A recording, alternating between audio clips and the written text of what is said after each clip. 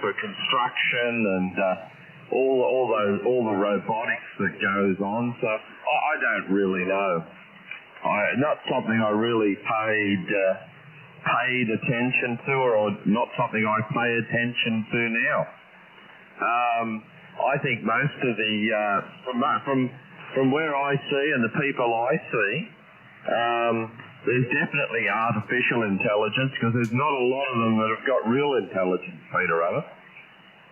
Yeah, isn't that the truth? I just Googled it. It actually dates back to the 1930s. But I then changed my question, was when was artificial first used in industrial products? And it says, in the late 1970s, manufacturing began to incorporate aspects of AI into industry. For example, talking about assembly line robotic arm. Well, I don't think that. I understood always that the definition of artificial intelligence was when a machine or a device could learn something about something that was happening. In my case, of course, in the case of the smoke station, it was learning about the density of smoke in the environment, and then and make decisions based upon what it had learned. And I'm a robotic arm. I don't think does that. Yeah, they're clever, but I'm not sure that really could be defined as artificial. When was artificial intelligence successfully used before 2000 is another point. Talked about astonishing computers are solving algebra word problems. So maybe that would qualify. When was it first used in a smoke detection product? I know what the answer to that is. That's for sure, Wayne. Over. Yeah, well, that's it. As I said, I said to you the other day, Peter, you're talking computers and stuff. I'm a total Luddite regarding all that sort of stuff. So, I come in, push the button, turn it on. If I know how to use the program, I can use the program. Something goes wrong, I turn it off and don't worry about it. No trying to fix it. No trying to work it out, because I just get frustrated and then I want to put my fist through it. So I don't bother. Computers and I just don't go on. Life would be so much simpler if we got rid of all these modern things. We don't need to have a telephone in our pocket 24 hours a day. We don't need to have remote control. Get up off the lounge and change the channel, change the volume on the TV, turn the radio down. We don't need all this modern things. That's why I really enjoy when I get my few days away each year where there is nothing, no TV, no radio, no phone reception, no modern thing. The only modern thing is we have electricity, but that's it. No, I'm a total Luddite, Peter. So you're asking the wrong person, because people start talking about this sort of stuff, and I just switch off because I know it's above my it's above my interest, and two, it's above my understanding of the topic. But if you have a look at Jeff's QRZ page, he's got I looked at it the other week when I spoke to him. He's got his original couple of SDR radios that he built. Then he's got the one he's got now. Then he's got his, I think there was an amplifier called a Dragon, or that he calls the Dragon. Then he's got other amplifiers that he built. Yeah, very, very, as you say, the absolute epitome of an amateur or ham radio operator. What it was originally that was the original understanding of of what an amateur radio operator was, Peter. But I know we've got John ON80I wants to come in and say hello. I think while conditions are good as well. But Jeff has he definitely has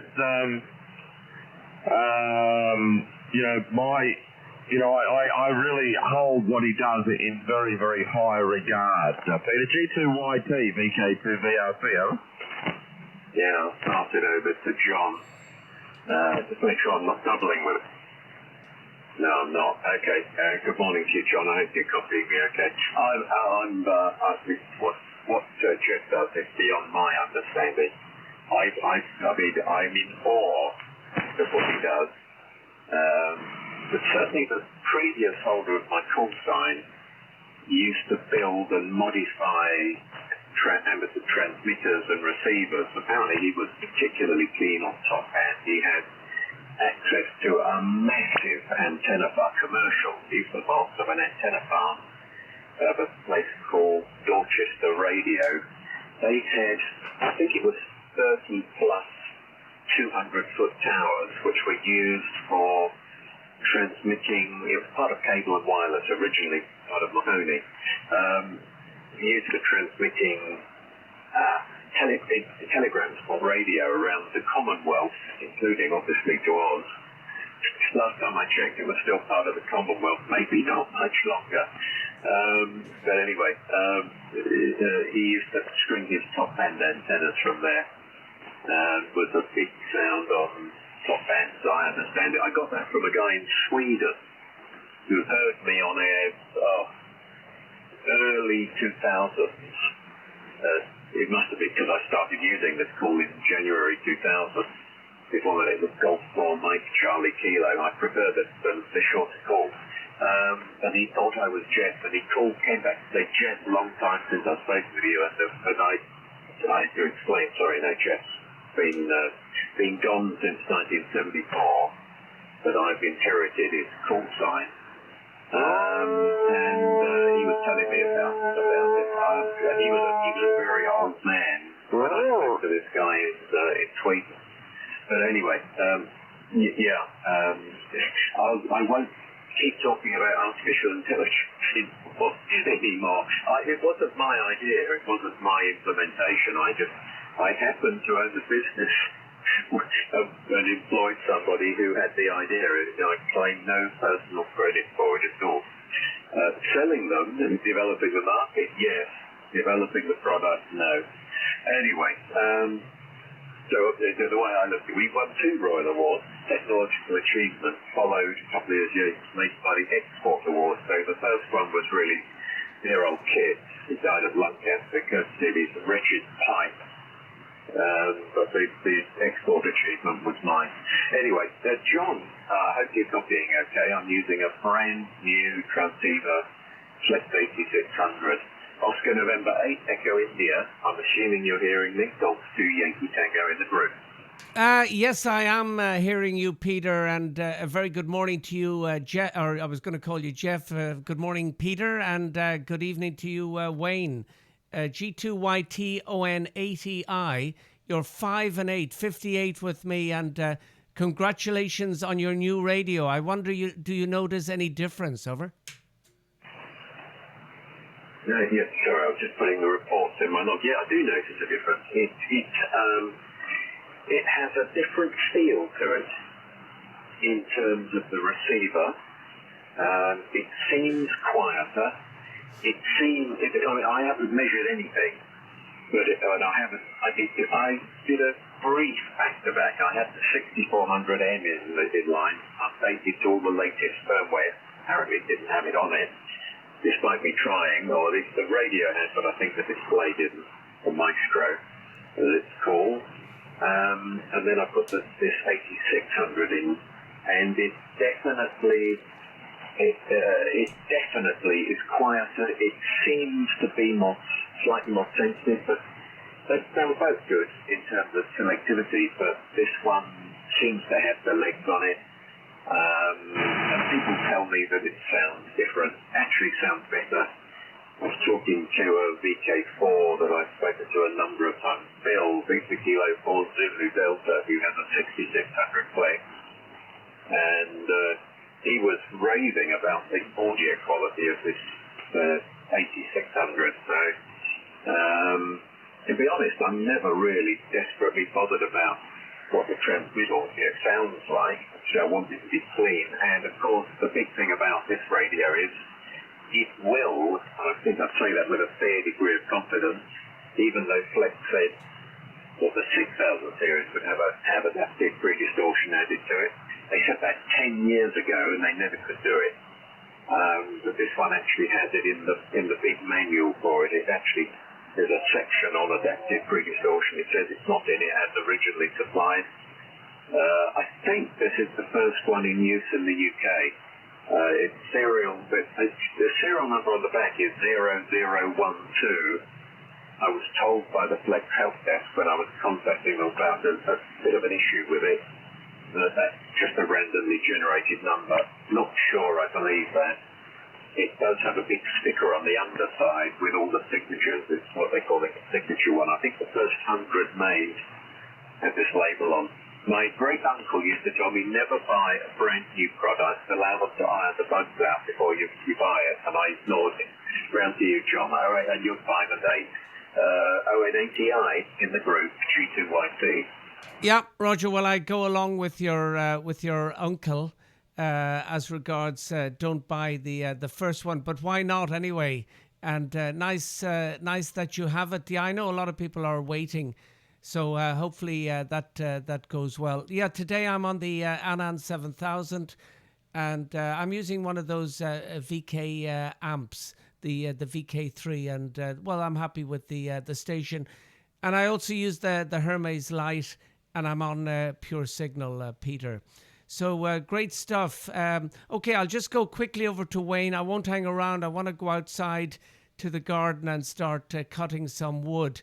There's quite a bit of wood that has to be cut, and I put it on the long finger. So we'll talk another day, Peter. And I hear you from time to time in conversation with various people. So good morning to you, Peter. Okay, around to you, Wayne, and I'll let you back to Peter then. Last saying, Wayne, you were 10 over with me, and I'm surprised to hear that you're on the ICOM, because it did sound like the Anand. VK2VRC ON80I and Company, over. Yeah, ON80I, VK2VRC. Well, that's good, John. If you think it sounds like the Anand, well, I know the last few times we've spoken, you said it doesn't sound as cutty. Well, I guess I made a couple of adjustments yesterday after we spoke.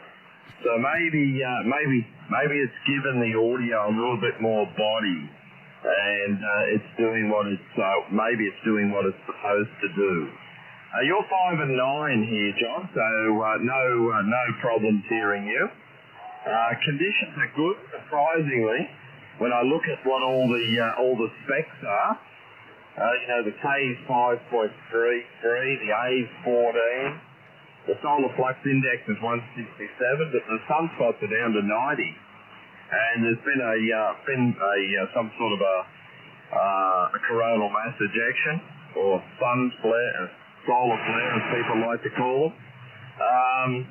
So technically, we really shouldn't have great conditions, but everybody's coming through very well.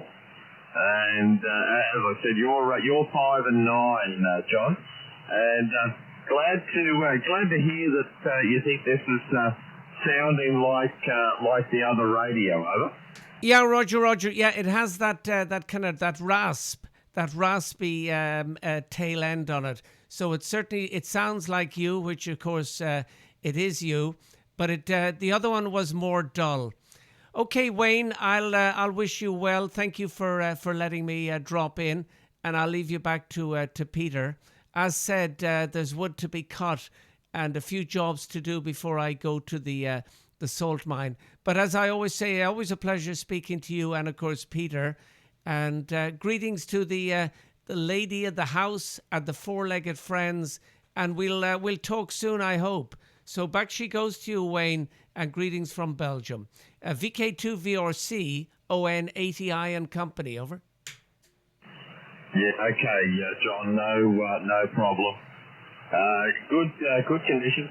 I don't know if you've seen Jeff's his QRZ page, John. If you haven't, have a look at it. I know it'll interest you because he's got the SDR radios that he made himself, based, and then he's got the one that's based on the Hermes, and one that he made that's based on the 7000. Yeah, absolutely brilliant. And he's one that's based that he's got now that's based on the 7000, has a 2-meter transverter built in and all sorts of things. So it's a good look and a good read. But anyway, nice to catch up with you, John. All the best to the lady of the house, the harmonics. Give Cindy and Skippy a pat for me, and we'll catch up again. 73's John. Back up to you, Peter. G2YT and the group VK2VRC. Yeah, thanks, Wayne. G2YT. John, I think you're the first European that I've spoken to who's using one of Honda's amps. I know various other people who have them. So does Wayne, of course.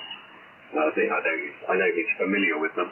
I'm just a little curious as to why you selected the VKM. I mean, I've never heard anyone using one with anything other than really good words for them, with the possible exception of someone who basically messed it up. The guy in Tasmania, VK2VRC he had I think he had a liquid cooled one, and he had a water leak that I think was his own fault. And there was some dispute with the guy who's Honda. I'm just talking about this guy as though I know him, and I've never spoken with him. But I'm blown away by the performance. Everyone who uses them seems to have lovely signals, lovely clean signals. Maybe that's because a lot of people are using them when running adaptive pre-distortion. Well, just curious, John, I know you want to go. What was the reasoning that you used behind going for the VKM, John, over? Yeah, Roger. Well, one, I liked the display. Two, I wanted something like a Mercury, but they were, you go on a list and the whole thing. What else can I say? Yeah, and 3 also. It has the coupler inside. Now I'm looking at it now, but my power always with any of the amps that I have, it's always about 500, 550. So it just works terrific, and it's quiet. Now when you go up to 40 degrees, the fan, it kicks in, and it's rather noisy, but that's no problem. I can always put on headphones, but it is as quiet as a mouse that isn't making noise, if you get me. But I'm delighted with it, and it. And the other thing as well, it has that system where the amp follows the radio. So all I can say is I'm delighted with it, Peter. Over. Okay, that's good. No, I'm really pleased to hear you using it. I think that Honda deserves all the success that he gets. It's obviously a really good product. Never hear anything bad about them in terms of reliability. I had a linear amplifier that admittedly I'd owned for, 15 years. Went bang, that's an ST2K. That's an early one. Several months ago now, I've actually replaced it, and the dealer who imports the Flex equipment, one of the guys who works there is a friend of mine, Golf 1 Delta X-rated call sign Mark. He came up, took a day off work to deliver the radio because he wanted to see it working, and he's also making a video for the dealer the dealership on flex equipment, and so he wanted to become more familiar with it. He actually is interested in buying my old 6400M, although he's now says he's thinking of getting an 8600 like this. But I had my amplifier all packed up, ready to send off to Portugal to get it repaired. But then I started thinking, well, when it's repaired, that means I'll have two SPE2Ks. It's just ridiculous. I don't need to do that. So he took it back to the dealership. Saved me the hassle of having to export it and re-import it when it's exported as a faulty bit of equipment and re-imported as a more valuable working amplifier. I don't want to have to deal with customers. They can do all that, and they can sell it for me as well.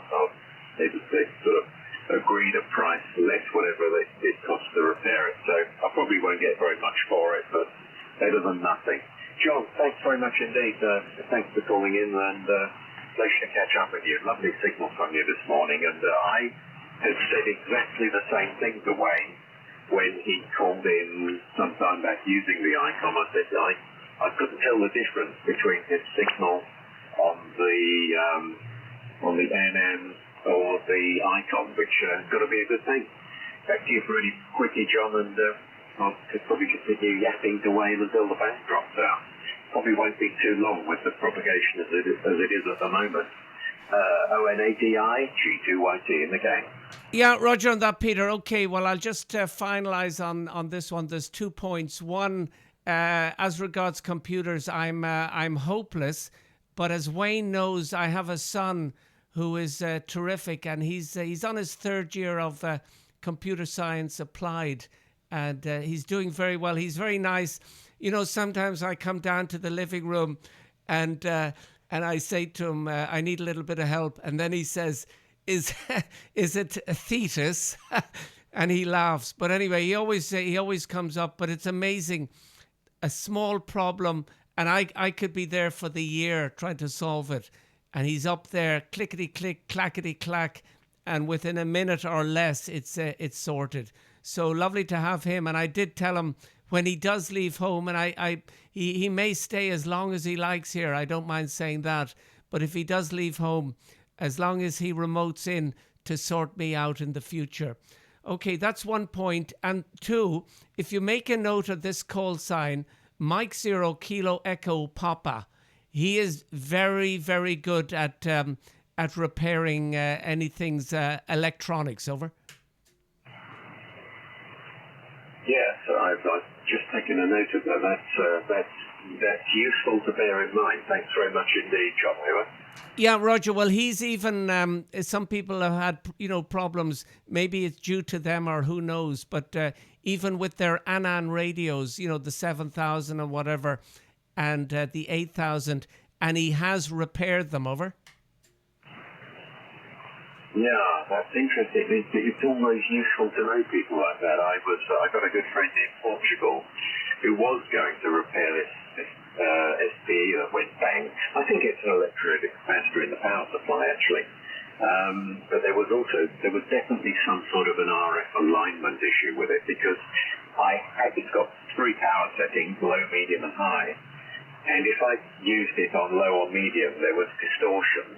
I had to use it on the high only, and if I wanted to run less than the kilowatt or whatever, I just reduced the drive. So it's only used with the ICOM that I have here in the shack. So I'd often run it at 200 or 300 watts, and it was fine as long as the amplifier was set to high, and that clearly isn't right. And the one that I bought to replace it works fine on low, medium, and high. I'm not going to leave it on medium, actually. Anyway, good stuff. Thanks for that. I noticed that fellow is an embedded systems engineer and owner of Hamtech, and he's in Malvern, which is some distance from me. I've actually got an issue with my Wi-Fi router at the moment. I should have obviously the Flex radio appears on the Wi-Fi network as a device, and it should have always used this IP address set to yes. I can get into the router easily enough. I can change it to yes and save it, but it doesn't save it. driving me crazy. I've been assured that provided there's no power down of the router when I'm away, because I'm going away on Thursday for 4 weeks to Thailand and I want to operate remotely. Provided there's no power down of the router, it should be okay. And it is all run from a computer, as is the radio, run from a computer UPS system of uninterruptible power supply. So, touch wood, I should be okay, John. Over. Yeah, Roger. Okay. Well, I'm staying longer than I wanted to stay, but I just had to come back with that. And yeah, he is terrific, and he knows all those amplifiers. And the other one is the guy Roger in the DX shop. He's also very good at repairing and also making. So one final note, and I'll put it back to Wayne, and then I'll disappear from the shack. But yeah, Peter ON7OFF. He's also off to Thailand, and he lives part of his life there. Peter, over. Yeah, well, good luck to him. I could never live there. I'd love going there for a month, 5 weeks maybe, but I start to miss home, and there are aspects of life there that would drive me absolutely potty if I was their full-time job. I appreciate I've kept you longer than you really planned, but super, very nice to catch up with you. ON80I G2YT 73, John. Yeah, thank you, Peter. Always great speaking with you. G2YT, ON80I, and back to Sydney, over.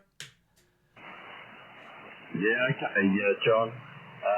Enjoy the rest of your day. Playing in the garden, cutting wood. I guess that's an important part of life up there. Cutting wood to keep warm, John. Over. Yeah, Roger, especially those cats. They once the heat goes on, they begin to sprawl out on the sofa, over. Yeah, well, you'll get used to that because you become their slave, John. Over. Yeah, Roger, and also their financier, over. Well, yes, they do take over. So, and be prepared, and you look after them, and keep the room at the required temperature. So you go out into I don't know. I don't think it's snowing there at the moment. So, well, at least you're not going out into the snow to do it, John. Over. Yeah, no snow at the moment. I don't. Snow is nice to look at, but working in it is. No fun. And as we joke about the cats, they never paid a bill in their life. But don't overfeed them, otherwise they won't catch the mice, over. Oh, well, I don't have any mice, so that's okay. But mine do chase the occasional fly around the house. So anyway, John, nice to hear you as always, and we'll catch up. G2, back to Peter. And we'll speak soon, John. Take care, buddy. Back up to you, Peter. And signals are holding fairly well between us, over. Yeah, you're absolutely solid. And it seems we've all got cats. I've always had cats, actually. We've actually got 4 cats. We don't own them. I think they own us. And I was a bit we have a lot of mice and lots of rats and lots of issues with that. Just looking at my watch, I got a shingles vaccination at 11:15 this morning. It's only going to take 15 minutes to get to the surgery, but I'll have an alarm, an alert warning me before then. This the second of 2 doses. The first one really made my arm ache for a few days.